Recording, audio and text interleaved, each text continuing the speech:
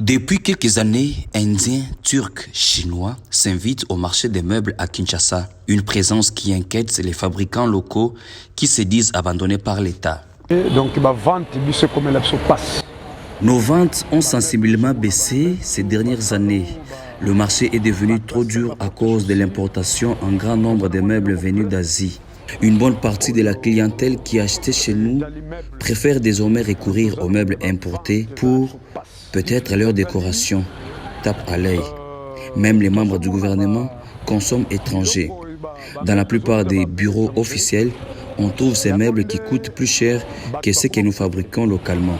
Pourtant, ils ne sont pas résistants car fabriqués avec du bois de mauvaise qualité. À Bayaka, dans la commune de Ngiringiri, à Somba Zigida, dans la commune de Kinshasa, en face de la foire internationale de Kinshasa, dans la commune de Lemba, ou dans bien d'autres points de vente de mobilier fabriqués par la main-d'œuvre locale, on enregistre les mêmes plaintes. Les Indiens, Turcs et Chinois ont envahi depuis quelques années ces marchés. Les meubles viennent essentiellement de Dubaï.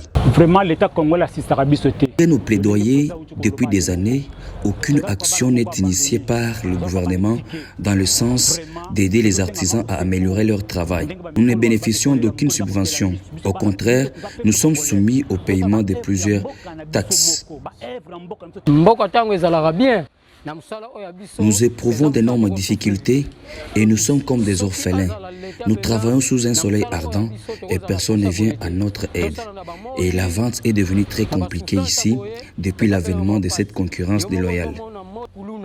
Même les membres du gouvernement consomment étrangers au moment où ces menuisiers ne bénéficient d'aucune subvention de l'État. C'est grâce à l'apprentissage de ces métiers que la plupart des jeunes délinquants ont abandonné la délinquance juvénile et se sont dirigés pour travailler avec nous et devenir des personnes utiles dans la société. Il faut un encadrement, mais cela doit marcher avec le soutien de l'État. Au niveau national, par exemple, nous sommes inclus dans les ministères en charge de la culture et des arts.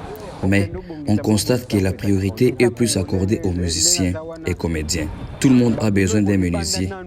Malgré l'envahissement des différents coins de la ville de Kinshasa, ces menuisiers souffrent de la concurrence déloyale avec les meubles provenant de l'étranger. L'implication du ministère des petites et moyennes entreprises est vivement souhaitée par ces menuisiers.